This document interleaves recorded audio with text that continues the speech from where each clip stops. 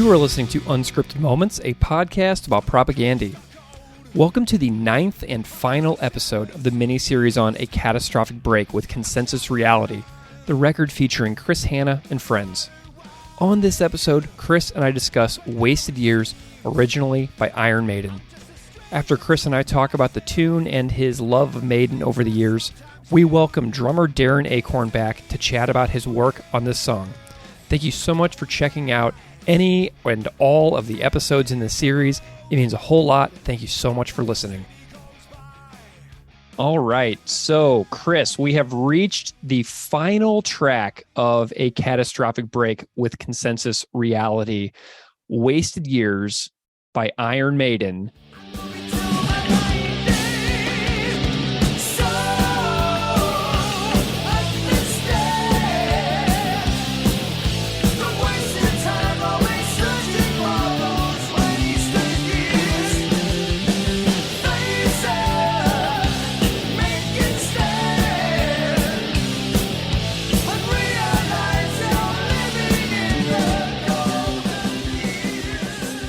And I'm wondering if you can just kind of tell me about, your personal experiences with Maiden, your years as a fan.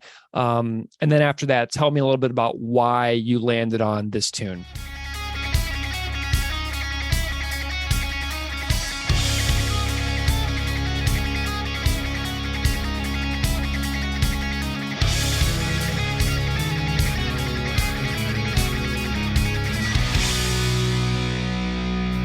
From the coast of gold, across the seven seas, I'm traveling on, far and wide. But now it seems I'm just a stranger to myself and all the things I sometimes do. It isn't me, but someone else. I close my eyes and think of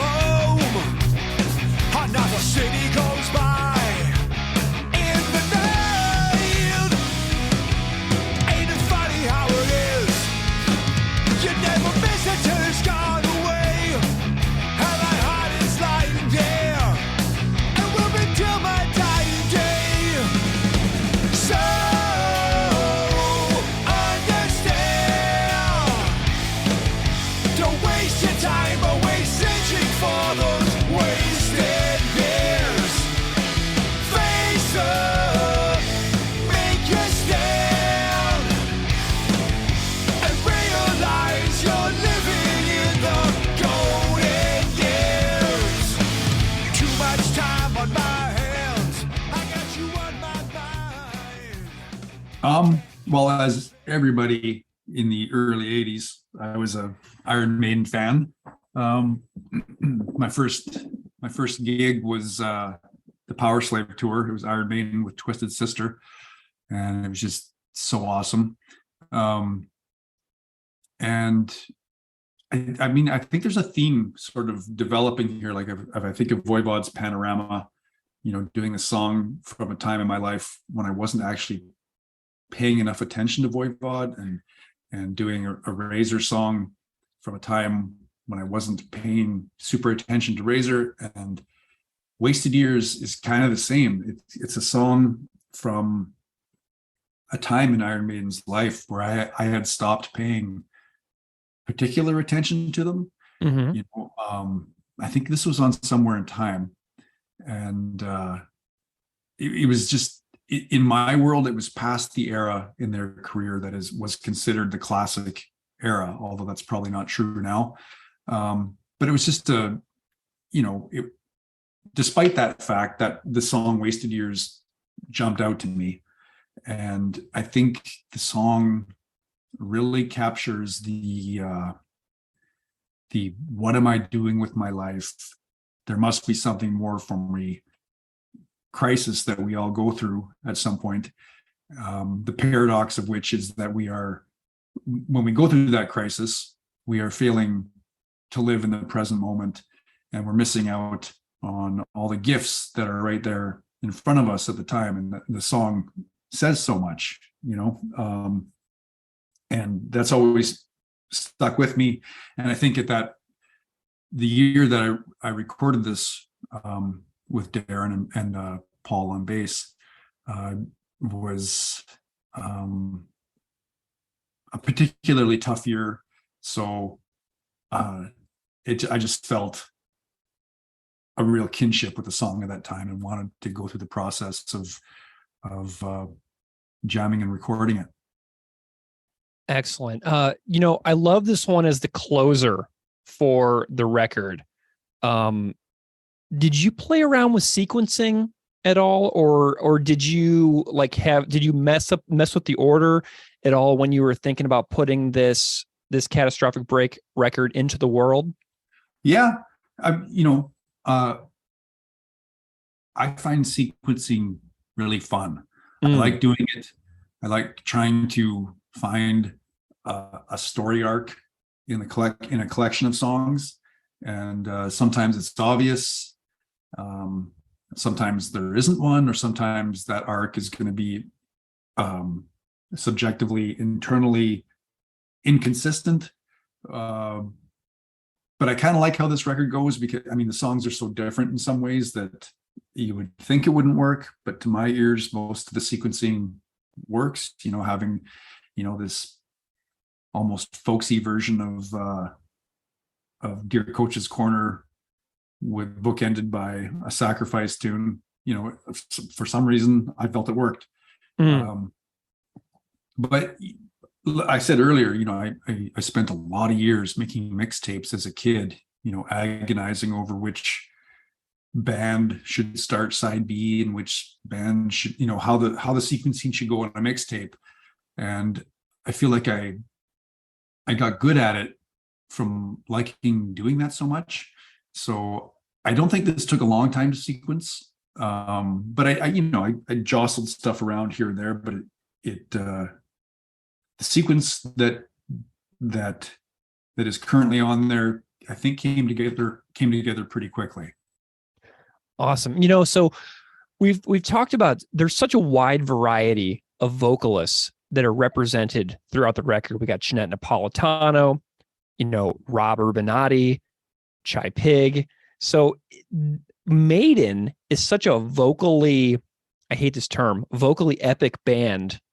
And I'm wondering if you have any thoughts on what it was like to do your own spin on a Maiden tune, which is so well known around the world for their vocals.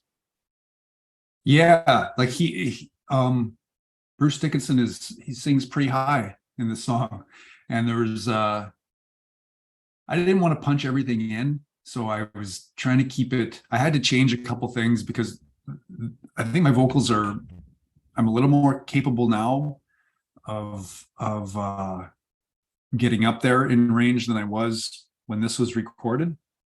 So there's a few parts on this song where I chose lower range versions compared to the original, but I think they work, and I think they work because they are more in my wheelhouse. But yeah, it was a challenge, but it was really, I felt I had a really good time singing it despite the challenge. Awesome. Did every single tune's final vocal cut on A Catastrophic Break, were all of those recorded in your house, or were there some that made the final cut that were recorded in the studio? No, I think all at my house. Okay.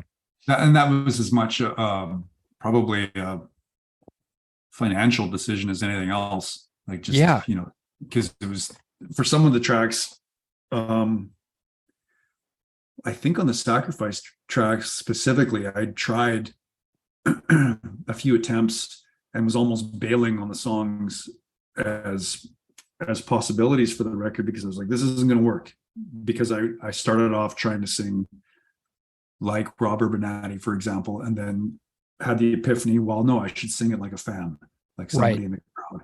And then I was like, okay, that works. So that would have cost a lot of money if I had tried that in the studio and bailed on it, and then maybe it wouldn't have even made the record. So yeah, I think everything was happening in my comfort zone of the basement here.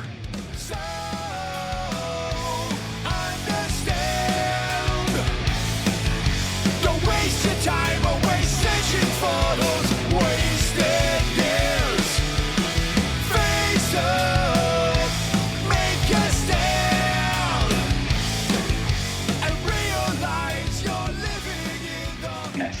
Amazing, right? Yeah. Oh yeah. Yeah. Let's chat about Maiden. So we've got this this third tune here that you performed on, Wasted Years by Iron Maiden from Somewhere in Time. Tell me about your appreciation and awareness of Iron Maiden in your life. Iron Maiden, such a great band, and I'm sure they impacted millions and millions of us little tykes back in the day, little metalheads. The first 5 records for me are Iron Maiden. Wasted Years, fantastic song. Such a great songwriter, Bruce. Seeing Iron Maiden live, quite the spectacle growing up. I do have a good little story about seeing Iron Maiden not too long ago, maybe 10 years ago. And whatever, I don't know what song was playing, but great seats. We're all standing. Iron Maiden's right to my left. They finish a song. Everybody's standing up. Yeah, right on. Whatever. Guy in front of me stands up. Long hair. I haven't seen his face yet. He turns around. It's George. High fives. Continue with the next song. Oh my God, I love that. Yeah, that was good. Did you know that it was George in front of you? No, not until he turned around. Hadn't seen his face. Oh my gosh, and it was long hair George era, right? Yeah. Just rocking. We were all rocking. Dude, that is so funny. I love those long hair George eras, like finding videos of George playing live and his hair is like down to his shoulders. Those are some of my favorite ones because he's just he's just a rocker, man. George's awesome. I love it. George, I don't know if you notice, but a lot of us know this, and it's just George. But he'll be playing, and if you notice him live, he'll be this like da, da, da, da, and there's a pause before he hits the cymbal. Da, da, da, da,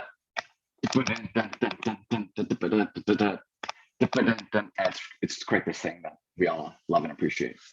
Yeah, George has got a special thing, man. I've said it on the podcast a bunch of times, but I've played drums for quite a number of years, and whenever I sit down and I try to play along with George on my own drum set, I always lose the beat. You know what I mean? Yeah. He's got a feel that I cannot parrot when I'm trying to play along with their songs. And well, clearly he's just better than me, but he also just has a different feel and he's just in a different pocket that I just can't seem to latch on to. So yeah, I love George's little flares too. Tell me about this tune and recording this one. I was listening to your performance on this one today, and was this the most challenging one? Because it kind of feels like maybe it would have been. I'm wondering about any stories that you may have of recording this one or technical details of the performance that stand out to you. Yeah, it wasn't too bad. Like going back to Work in Progress, that was probably the most challenging, not because of what I'm playing or what the drummer's playing on that record, but I've been in a lot of bands and we haven't really been playing like, punk rock stuff. It's just more rocky, whatever. So just getting my cardio up to that, because I'm a lightweight when it comes to kick, snare, hat, punk rock, vibing. But Wasted Years, it seems like a simple song, but Chris even played it slower when we recorded it. So that was interesting and challenging in regards to just like, okay, this is a little different and we're gonna have to tone it down. There's lots of feel in that song and lots of space to either do nothing or to do something. But if you do something, you better make sure that it fits. I found. I don't know if it was my best job at everything, but it was just fun. And once again, hearing Chris sing Iron Maiden, what the hell? Okay. Was this another 2 to 3 takes one for you? Yeah, every one I think was between the 1 and 5 mark, I think. Nice. Well, I'm looking at the genius.com annotation for this song. It says this track was the first of 2 singles released from Somewhere in Time. The lyrics tell the listener to stop worrying about the wasted and make the most of the now. from a certain point of view, the track's meaning could be summarized with the Latin words carpe diem, or seize the day. And it says, although it is the first single from the album, it is also the only song on the record not to feature synthesizers. So there's a nice little historical detail for the listeners out there about this Iron Maiden record. For sure. Dickinson's so historical. His lyrics, Yeah. And yeah, good energy in that song. Well, Darren, I'm wondering if we can bring this in for a landing. If you could tell me what your thoughts are on, being a part of this project, what this means to you. Just kind of tell me about your thoughts and feelings about, being a part of this, record of Chris's recorded musical legacy. 'Cause you're part of the story now, Yeah, for sure. Very grateful to be part of the story. I appreciate that he asked, and be a part of this record with so many great local musicians, fantastic musicians. I've talked to him a bit since we recorded the record. There's another drummer, James Burton, who you mentioned before. Yeah. Kills it on the record. Great drummer, and does some fucking amazing just drumming. It's just great. So really love that. I asked Chris to get in contact with Jamil to play on the record, because I've played with Jamil in the past in bands. They're in a band called Projector. That's it, I think. But he's gone on to play in several bands, and he does a great job playing bass.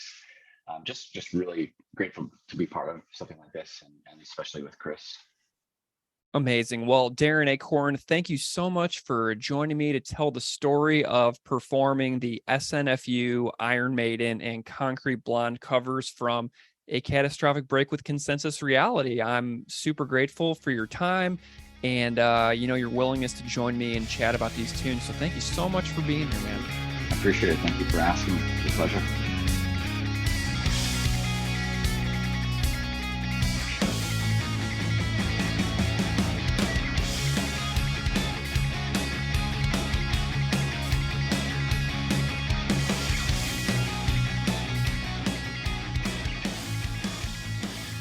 Yeah.